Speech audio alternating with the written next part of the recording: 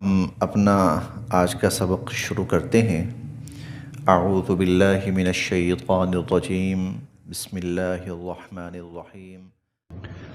وَإِنْ خِفْتُمْ شِقَاقَ بَيْنِهِمَا فَابْعَثُوا حَكَمًا مِّنْ أَهْلِهِ وَحَكَمًا مِّنْ أَهْلِهَا إِنْ يُرِيدَا إِصْلَاحًا يُوَفِّقِ اللَّهُ بَيْنَهُمَا إِنَّ اللَّهَ كَانَ عَلِيمًا خَبِيرًا۔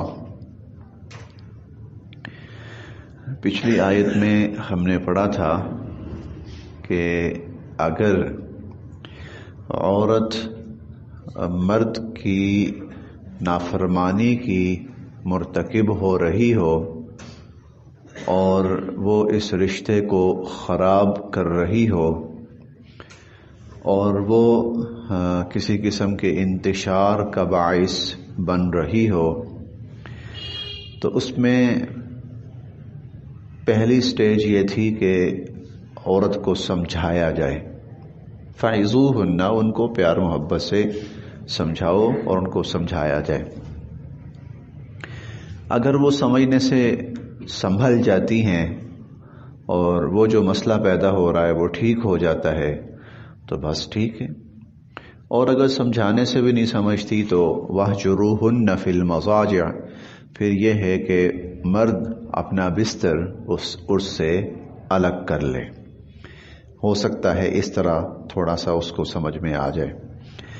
اگر وہ اس طرح بھی عورت کی جو حرکات ہیں وہ ٹھیک نہیں ہوتی ہیں تو پھر تیسری جو سطح تھی وہ یہ تھی کہ عورت کو مارا بھی جا سکتا ہے۔ وَاضْرِبُوهُنَّ، اور تم ان کو مار بھی سکتے ہو۔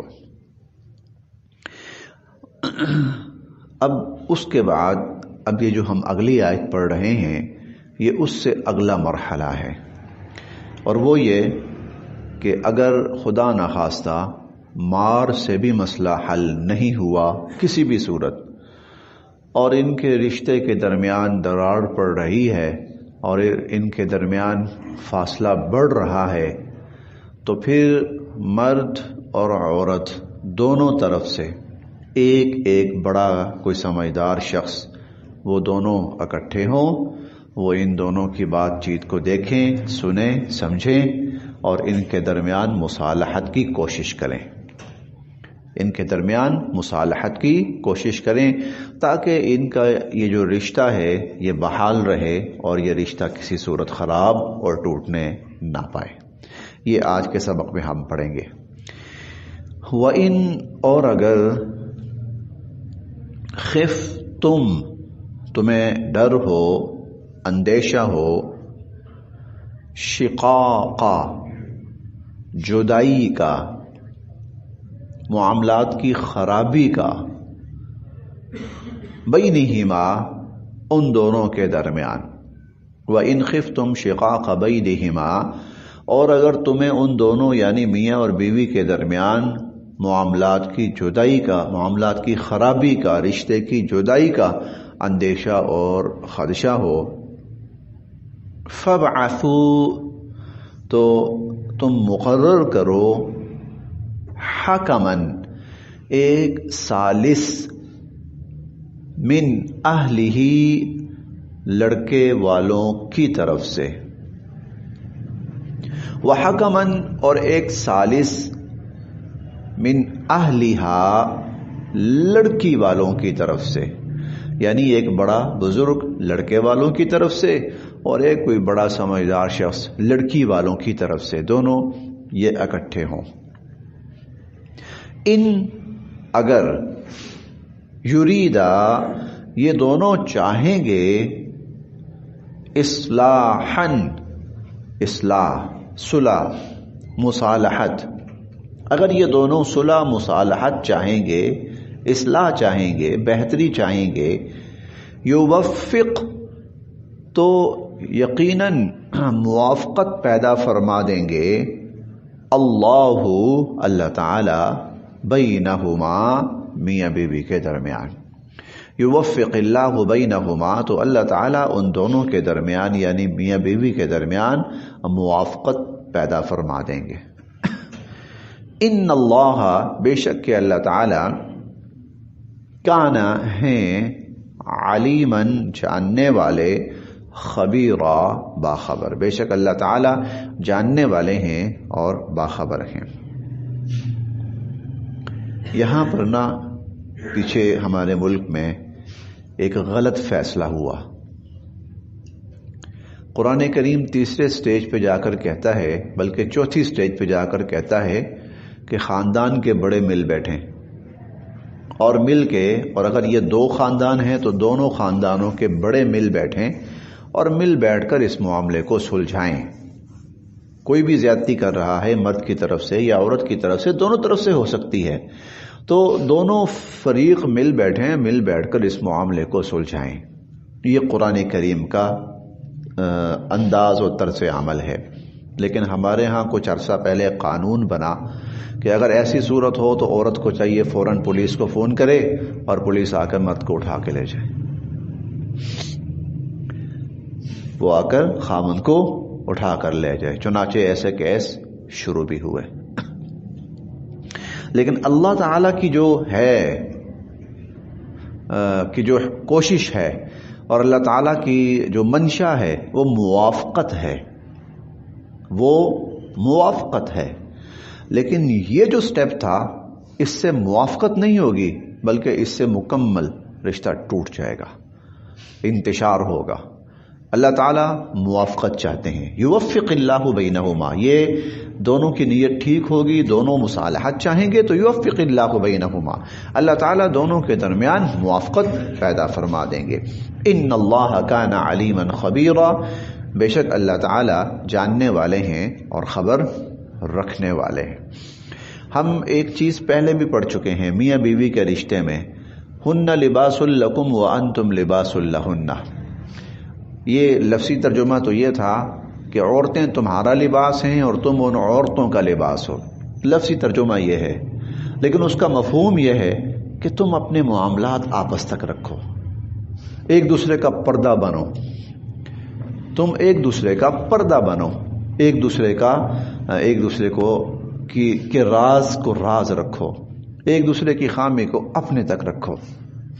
ہن لباس لکم وانتم لباس لہن کا مفہوم، اور ایک مفہوم یہ ہے کہ تم پردہ رکھو آپس میں، میاں بیوی کے درمیان جو بھی باتیں ہیں آپس میں، دکھ سکھ جو بھی ہے، غمی خوشی اختلاف جو بھی ہے وہ آپس میں رکھو، اس کو باہر نہ پھیلاؤ۔ بہت سی جگہوں پر مرد کو منع کیا گیا، خبردار، عورت کو بھی منع کیا گیا، خبردار اپنی باتیں اوروں کو نہ بتائیں۔ حدیث مبارکہ میں کئی جگہوں پر منع کیا گیا کہ اپنی باتیں آپس تک رکھیں، یہ دائیں بائیں نہ پھیلائیں۔ لیکن ہمارا میڈیا آج کل ایک بڑا عجیب غلط رویے پہ چل پڑا ہے، غلط ٹرینڈ لے چکا ہے کہ ذرا کہیں پتہ لگتا ہے میاں اور بیوی کے درمیان کوئی انتشار ہے تو کیمرہ مین اپنا کیمرہ لے کر اور جو ایک مائک لے کر 2 بندے، ہاں جی بتائیے کیا مسئلہ ہے آپ کی طرف سے، وہ بہت غلط۔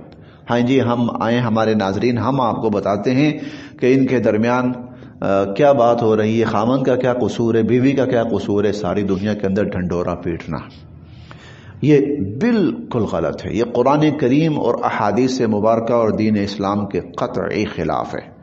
ہن لباس لکم وانتم لباس لہن کے بالکل خلاف ہے۔ وَاعْبُدُوا، اور تم عبادت کرو۔ یہاں تک آ کر وہ میاں بیوی کے جو معاملات تھے، فیملی جو تھے، عائلی جو معاملات تھے، وہ اللہ پاک یہاں پہ آ کے گفتگو ختم فرما رہے ہیں۔ اب یہاں سے آگے جو اگلی آیت شروع ہو رہی ہے تو اس کے اندر انسانوں کے باہمی حقوق، اچھائیوں اور برائیوں، اچھی عادات اور بری عادات، ان کا تذکرہ شروع ہونے والا ہے۔ وَاعْبُدُوا اللَّهَ، اور تم اللہ کی عبادت کرو۔ وَلَا تُشْرِكُوا، اور نہ شریک ٹھہراؤ، بِهِ، اللہ کے ساتھ، شَيْئًا، کسی بھی چیز کو۔ وَلَا تُشْرِكُوا بِهِ شَيْئًا، اور اللہ کے ساتھ کسی بھی چیز کو شریک نہ ٹھہراؤ۔ وَبِالْوَالِدَيْنِ، اور والدین کے ساتھ، احسانا، بھلائی کا معاملہ کرو، نیکی، خیر، خوبی، بھلائی کا معاملہ کرو۔ وَبِذِي الْقُرْبَى، اور قرابت داروں کے ساتھ بھی، یعنی رشتہ داروں کے ساتھ۔ وَالْيَتَامَى، اور یتیموں کے ساتھ بھی۔ والمساکین اور محتاجوں کے ساتھ بھی، مسکینوں کے ساتھ بھی، ان کے ساتھ ہمارا رویہ نیکی والا، خیر والا، خوبی والا، بھلائی والا ہونا چاہیے۔ والمساکین اور محتاجوں کے ساتھ بھی، والجاری ذی القربہ جار پڑوسی، ذی القربہ کے دو معنی ہیں، دونوں معنی مراد ہیں یہاں پر۔ ذی القربہ کا ایک معنی ہے قریب والا پڑوسی، اور ذی القربہ کا ایک معنی ہے رشتہ دار پڑوسی۔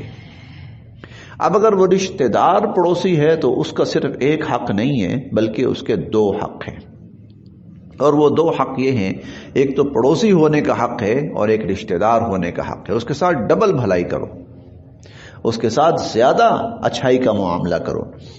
والجار الجنب، اور اس کے بھی دو معنی ہیں، جار پڑوسی، جنب کا ایک معنی دور والا بھی ہے اور جنب کا ایک معنی اجنبی بھی ہے، کہ پڑوسی اگر رشتہ دار نہیں ہے، اجنبی ہے، پھر بھی اس کے ساتھ نیکی کرو، پھر بھی اس کے ساتھ بھلائی کا معاملہ کرو۔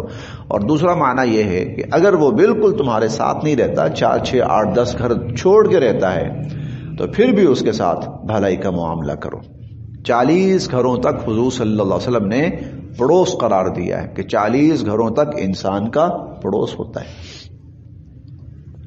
والجار الجنوب، اور دور والا پڑوسی، والصاحب بالجنب، صاحب ساتھی، بالجنب پہلو، اور پہلو والا ساتھی، یہ لفظی معنی ہے۔